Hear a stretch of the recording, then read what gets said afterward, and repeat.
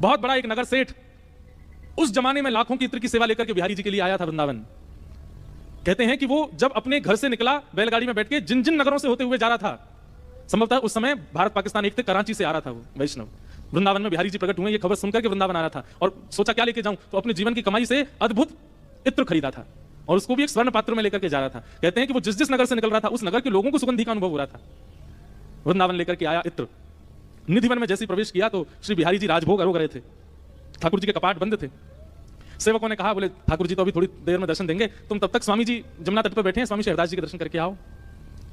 उसके मन में एक छोटा सा एक तीक्ष्ण सा एक अभिमान था कि मेरे इत्र की सेवा से सब मेरी प्रशंसा करेंगे। स्वामी शेरदास जी महाराज उस समय मानसी में बैठे थे यमुना जी के तट पर, असंख्य वैष्णव वहां बैठ करके बिल्कुल मौन में स्वामी जी का दर्शन कर रहे थे और तभी वो इत्र लेकर के आया वैष्णव, सबसे आगे आकर के बैठ गया और अपने इत्र का पात्र स्वामी जी के समीप खिसका दिया कि इसकी सुगंधी जब इनको आएगी तो शायद ये नेत्र खोल करके पूछेंगे इतना सुंदर इत्र कौन लेकर के आया। लेकिन थोड़ी देर में ही पता नहीं क्या होता है, स्वामी जी महाराज अपने मानसी में बैठे बैठे ही विचलित से हुए और इधर उधर हाथ करने लगे, ढूंढ रहे हो मानो जैसे कुछ, तभी पात्र हाथ में आया और उस इत्र से भरे हुए स्वर्ण पात्र को उठा करके यमुना जी में फेंक दिया। वो व्यक्ति देखता रह गया, बोले ये क्या किया, इतना महंगा पात्र, इतना महंगा इत्र इतनी दूर से मैं लेकर के आया। महाराज जी ने, स्वामी जी ने बिना पूछे बिना ठाकुर जी को निवेदित किए यमुना जी में बर्बाद कर दिया उसको। थोड़ी देर बाद स्वामी जी के नेत्र खुले, मचल रहा था वो व्यक्ति बैठा बैठा। स्वामी जी ने अपने करुण नेत्रों से उसको देखा और देख करके कहा, तुमने बिहारी जी के दर्शन किए? नहीं स्वामी जी, अभी ठाकुर जी का राजभोग हो रहा था। बोले अब दर्शन हुए, जाओ जल्दी जाके दर्शन करो, दर्शन करके फिर आना हमारे पास। गया दर्शन करने बेमन से, उसका मन खिन्न हो चुका था। लेकिन जैसे ही निधिवन में प्रवेश किया, निधिवन के हर वृक्ष के पत्र पर वही इत्र की बूंद छिड़की हुई थी, वही सुगंधी से पूरा निधिवन सुगंधित था। और जैसे ही उस सघन कुंज में जाकर के बिहारी जी का दर्शन किया तो बिहारी जी के मुकुट से लेकर के पैर के नख तक उस इत्र में बिहारी जी सने हुए थे।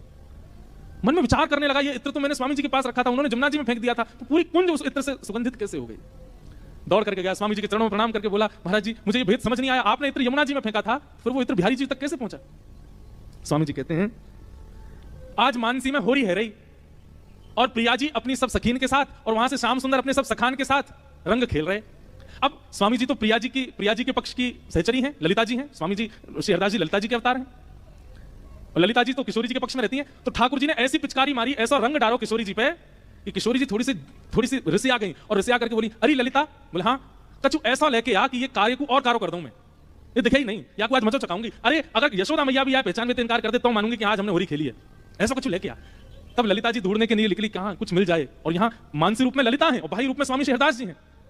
तभी तेरे द्वारा प्रस्तुत किया गया इत्र मेरे हाथ पड़ गया, मैंने जाके किशोरी जी को दिया, किशोरी जी ने श्याम सुंदर पर उड़ेल दिया और मुकुट से लेकर के चरण तक पूरे श्याम सुंदर इत्र में नहाए गए।